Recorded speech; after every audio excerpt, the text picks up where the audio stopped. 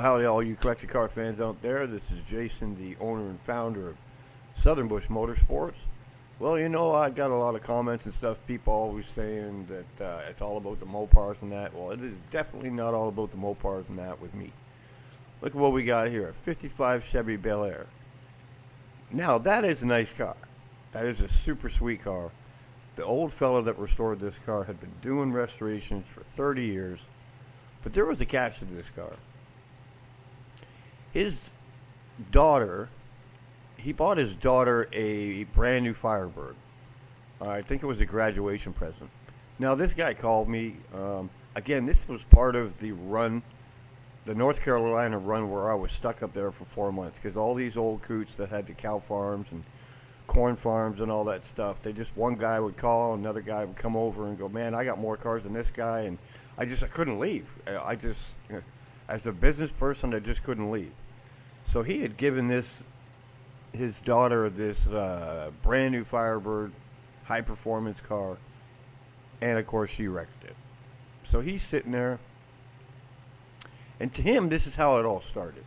So he's sitting there with an old 55 Bel Air. He's sitting out there, and I remember sitting out there with these guys in the hot sun, smoking a cigarette, having some moonshine. And he told me, he said, I looked at that old piece of junk 55 Bel Air over there, and I looked at that brand new Firebird, where really the thing was less than a year old. And I said, I'm going to make that part of that. And that's actually what this old fella did. But boy, could this guy restore a car. Now, these pictures are old, People in some of the videos are like, why do you always take pictures? Where are your videos and stuff? Yes, I see people on YouTube that have these fancy videos and all this other stuff. But you got to remember, I was the only one out there doing this at this time. I was the only one out there that had dedicated my life to traveling around North America, not finding cars on the side of the road. I'm talking going to world history libraries, looking through microfiches, and, traveling around through the bush and living in my van. The reason that I only use pictures is because when the technology was out there when I was doing this, if I took 2 videos, that would kill my saved data, that would kill my storage data on my phone, with just 2 3 or 4 minute videos. And then I was done for the day. I had to upload, go back to my van, upload and that. But I could take hundreds of pictures in place of those 2 videos. This is why you always see pictures and not videos, because the technology wasn't there yet. I mean, digital cameras had just come out. And I bought the best technology that they had at the time, but unfortunately, if you took a video, you couldn't take very many pictures. It would just kill your storage. So that's why I take all these pictures instead of video. This 55 was insane. First of all, I love 55 Bel Airs.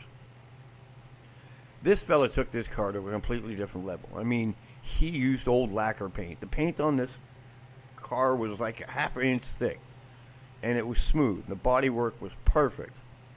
And then he merged this wrecked, basically the Firebird drivetrain. It was like some hypo Firebird or something. I mean, why would you buy your daughter a hypo car like that? She's going to wreck it, and of course she did. It was a posi-track car, and I guess she got in a corner and spun out. And she ended up being fine, thank God for that. But she rolled the car and completely totaled it. So this guy decided to transform that old Firebird into this 55 Bel Air.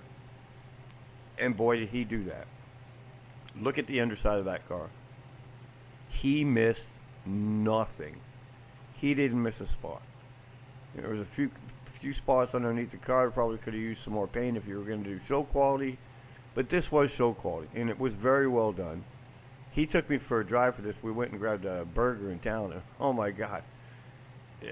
When you buy collector cars and you drive a collector car and you own a collector car, one of the fun things about having a collector car is you pull into a gas station, it's going to take you an hour to get out of that gas station. Guaranteed, every time. Half an hour at least. If you pull up to a car show, you're there for the day. And if you want to grab a burger at McDonald's or something like that and you pull a car like this up, that was really my first experience of what it was like driving a cool car like this, because all we did was go to pick up some gas, and we were going to take it for a drive because you wanted me to sell the car for him. It must have taken us 45 minutes to get out of the gas station. There must have been 20 people around that car taking pictures. Now, a lot of the people had phones, but you're talking, this is the flip phone era when I did this car, and people could only take a few pictures before they ran out of stores, but it was so cool to experience that. Now, this paint, you can kind of see it right there. It was like a glitter paint. He was old school, and he would mix crushed oyster, I think it was crushed oyster shells in with the paint, and he did it himself. And it was just mind-boggling what this guy did. Now, this is actually going to be one part of a two-part series, because this guy had a 57 Chevy Bel Air that just, I didn't even know what to say. Both the cars were just mind-blowing, but the 57 was really cool too. There you can see that Firebird engine right there. Now there's going to be a lot of people out there that are better at this than me. I don't know what type of engine that is. I just know that it fit pretty good in there, and he, made all the wiring and all that stuff work. And even though he took this engine out of a Hypo Firebird, this car moved. I mean, when he laid into it, back end of this car came out from that 55 like it was nothing. I think we were in second gear, third gear, doing about 30 miles an hour, and he laid into it, and the ass end of that car just came loose like it was nothing. This was a fun car. You can see how he took the Firebird seats and even the Firebird console, the Firebird steering wheel, everything. He literally used as much as he could off that wrecked Firebird as he possibly could. Even that instrument clutch, I don't know how he did that, if he used something else other than the Firebird, but it was so cool to sit in that car. But it was like, you're sitting down into a 55 Bel Air, but when you get inside the car, it's like you're sitting in a brand new car. It was really crazy. And the vision that this guy had is, make what you got useful and put it into another car. And this car definitely showed his workmanship and what he was capable of doing. And it was really cool. Look at the back seat, man. That is so freaking cool. I actually sat back there just to see what it was like, and it was just like, man, it's like you're sitting in the back of an old school rocket ship. It was so cool. Even the headliner. Look at those headliner bows. He even painted those with the same paint that he used to paint the car. When you go into that kind of detail, that's just old school. That's these guys that pay attention to everything. Everything on the car was new. Like I said, that Firebird was basically, I believe the car was less than 7 weeks old, if I remember right. Look at that custom trunk. I mean, the attention to detail. He even put the Chevy symbols there. That was an operational pull-down thing where the tire and all that stuff was in there. Yeah, see, look at that. Now, I don't think the tire was in there, but all the parts and stuff was in there. And underneath that pad, that's where the tire was. Had a fully functional spare tire in there. And it was just so cool. The chrome work on this, he had every piece of chrome that came off the car, he sent it to a buddy and had it re-chromed. It was just mind-blowing, the attention to detail that was done on this car. You just don't see them like this. And that's why I chose to do this. One, so people understand this isn't all about Mopars and six-pack and Hemi and all that to me. This is about the collector car. This is about, everything out there. It could be a Javelin, it could be a Fairlane, it could be anything. I don't care. It was all about the love of these cars. Like, how do you even make the linkage and all that stuff work for the shifter? Look at all those gauges and stuff. All of that stuff worked. The AC blew. The heat worked. The radio worked through all the speakers. It blew ice cold AC.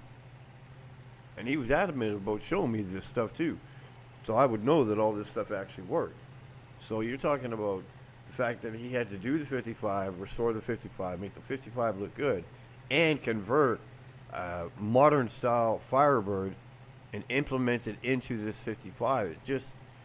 You just got to have a different mindset. And unfortunately, the old coots like this that can do this kind of work, this kind of customization, they're retired and they're not doing it anymore. And there's not many of them left out there. And it's starting to get scary because the next generation that might start collecting these cars, there's not a lot of options out there for people to get cars restored because these guys are all retiring. The best that we can hope for is that our future generations start learning how to do this stuff. Like, you hand a kid a 9/16 wrench, is he even going to know what to do with it? It's kind of scary, but those flames right there, I forgot about these flames. He put these hidden flames in it. You can barely see it unless you're up on it at a certain angle, but when the sunlight hit those flames, oh boy, could you see that stuff.